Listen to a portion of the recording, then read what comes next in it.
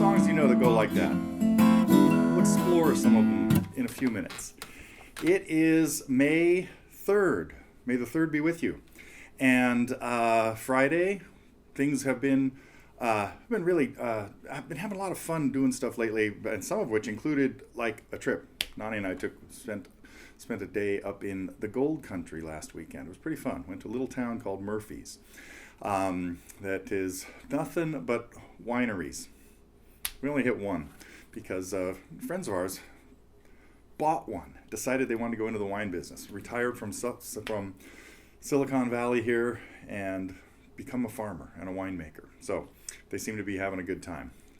Chances are, the old adage about the wine business is, as many businesses, that it's a really good way to lose a fortune, but can be fun. A fun way to lose a fortune probably too.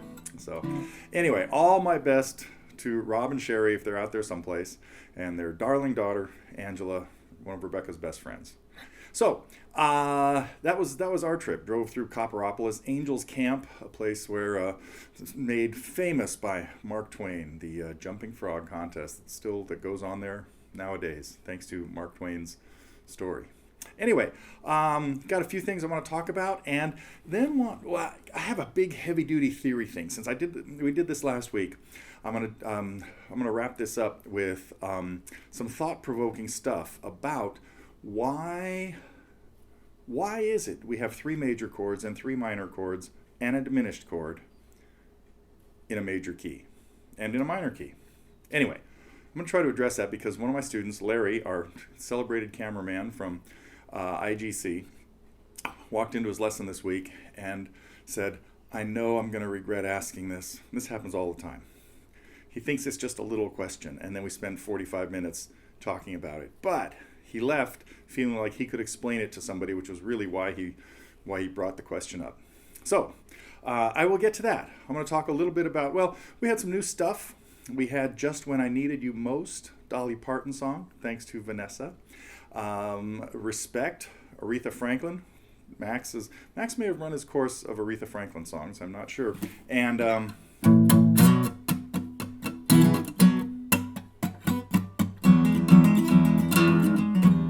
you need a pick for that. No, you don't. Well, yes, you do. I'm gonna rip my nails off if I try to do that. Brought us another Steve Miller tune. Max brought up the question in his lesson. He wasn't sure about which came first, Steve Miller or the Doobie Brothers. Steve Miller goes a little further back, but his popularity is right around the same era. I mean, the album that had, I think it was just one album, had Jet Airliner and Rockin' Me and Abracadabra, I believe, was a different album. One of my all-time least favorite songs, I gotta confess. But a lot of his other ones are pretty cool. And Steve's early albums were a little spacier, a little psychedelic San Francisco sound. And in the early days of Steve's playing, Boz Scaggs was his childhood companion. They grew up together in Texas. And Boz and Steve were the Steve Miller Band. And they kind of eventually started going their separate ways. And Boz went off, had a great career, still does. I mean, they both still have great careers. Steve comes here to San Jose every once in a while to Guitar Showcase. He's got a ton. Well, now he only has a half a ton. No, he probably has 20 or 30 tons of equipment. And Guitar Showcase, our friends over there, Jack and the crew at Guitar Showcase, always have Steve Miller stuff for sale. So if you want to own a guitar or an amp or something that Steve owned and played, check out the Guitar Showcase site, because they usually have Steve's, once every few months, a truck pulls up. They hear that Steve's stuff is coming, and a moving van pulls up and they unload stuff that Steve has decided he can now live without. Anyway, then Boz went on, did that first, I think it was 1970, the album with Loan Me a Dime and Waiting for a Train. And anyway, okay, enough about Steve and Boz. Let's see, is that all? I think that's all I wanted to talk about in there. Talked about Murphy's. This progression.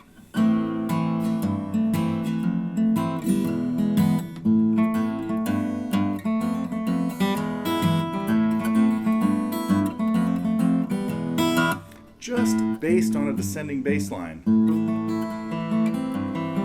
Slightly different variation here, but it's a minor chord. It's based around A minor, and the bass is descending from A to G to F and to E. That's the way it works in Angie that I played just a second ago, and it's like 2 beats of each one. You could hear this. Walk, Don't Run. Very similar, except that it uses all major chords for each of those, of course. So I just played a bit of Angie, and I had another one in my head that, and then I played a little bit of Babe, I'm Gonna Leave You.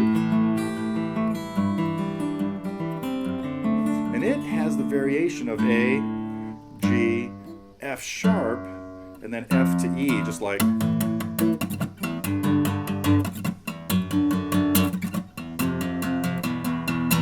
And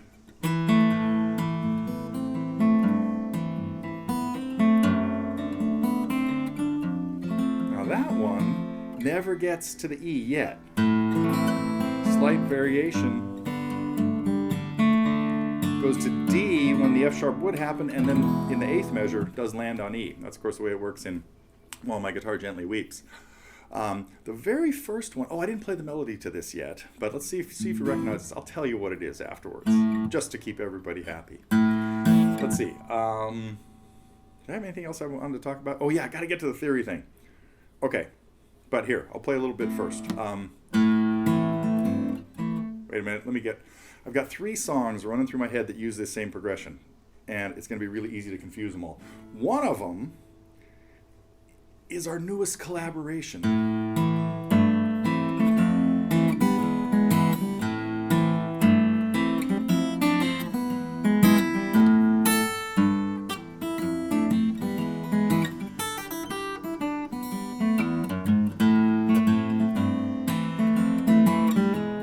Very cool. I hope everybody's taking a look at the Time Zone Zombies and their special guests playing their version of Eva Cassidy's version of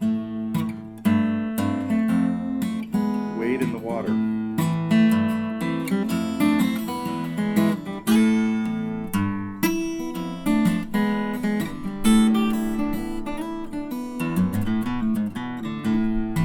Another tune that uses the same one. I actually used to sing this one when my old friend Greg Berger and I were performing old blues stuff like no, get back on track, Neil.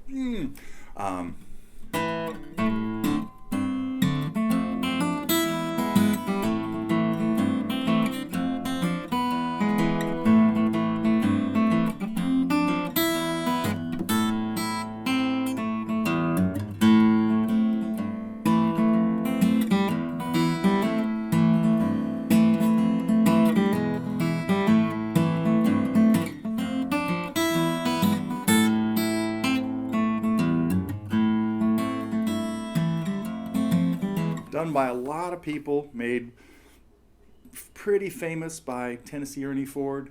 Done before that by Big Bill Brunsey. I think he was the first, or the bluesy version that Greg and I used to kind of play. And of course, let me think. Okay, I'll let you research that one. Believe it was Merle, 16 tons. What else?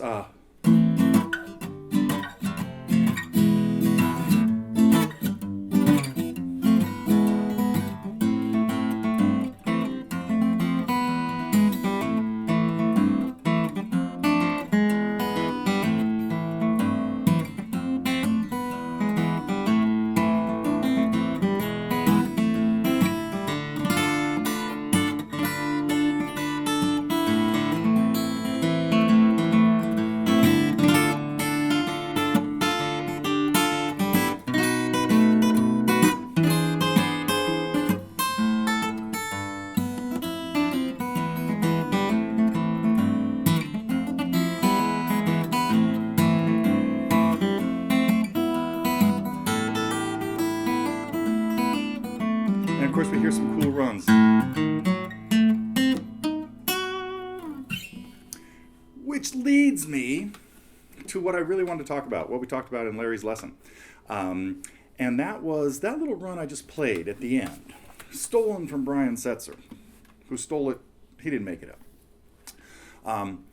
But was a run that went all in minor thirds. A, C, E flat, F sharp, A, C, E flat, F sharp, A, C, E flat, F sharp.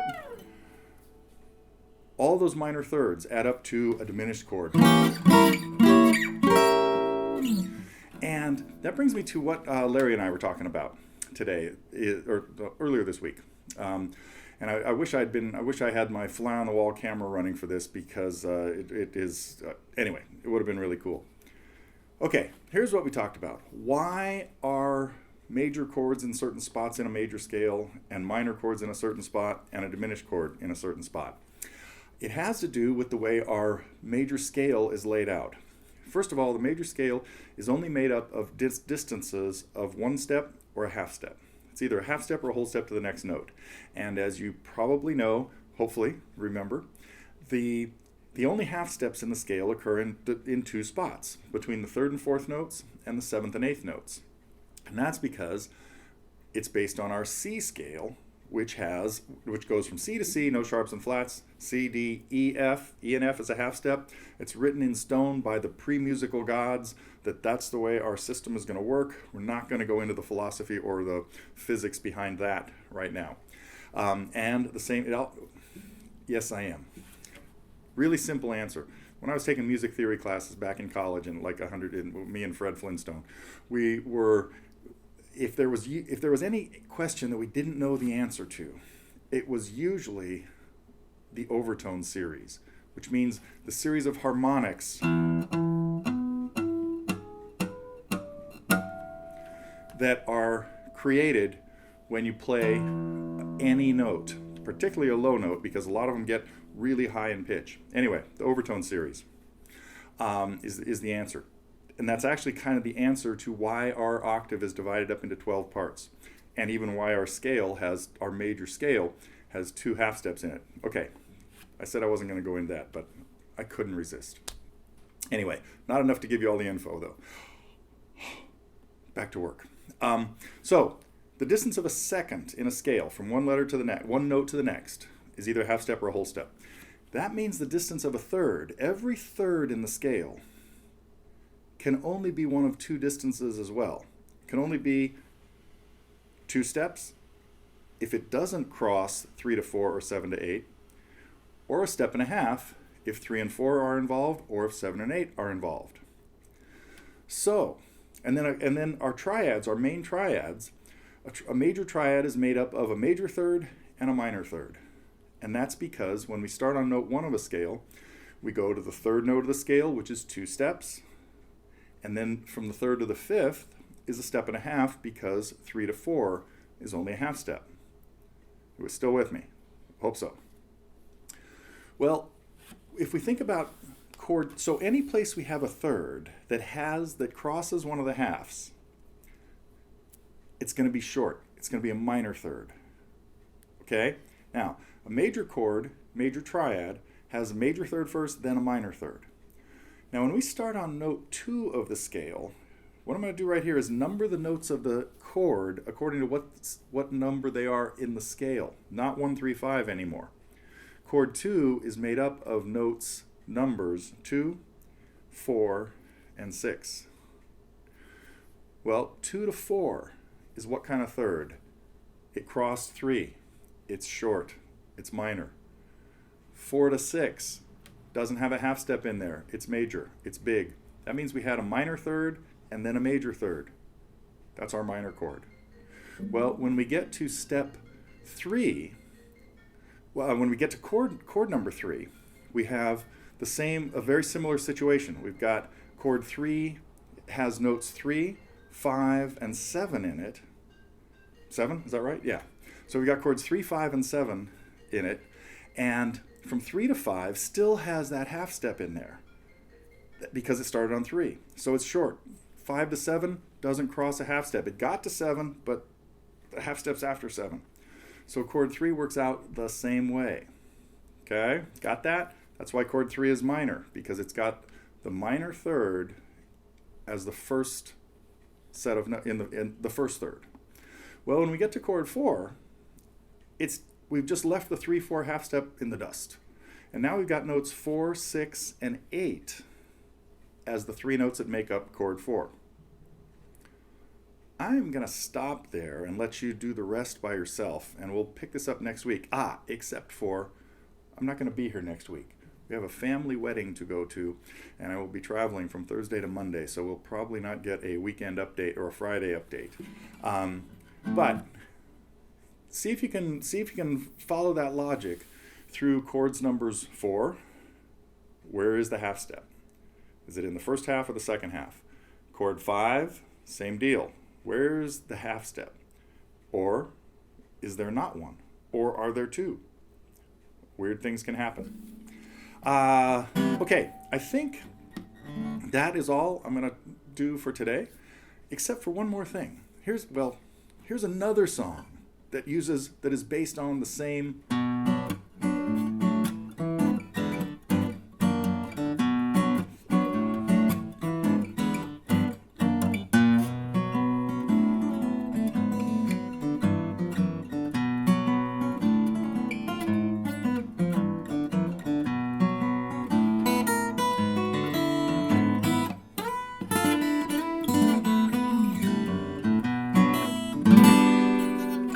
Now, we already have a lesson on that. That's, of course, Bluesland by Jerry Reed. But just another example of songs that use that descending bass line over a minor set of chords. Let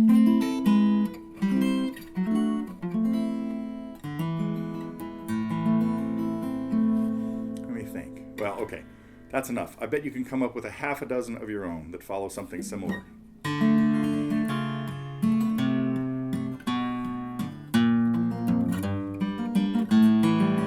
Variation.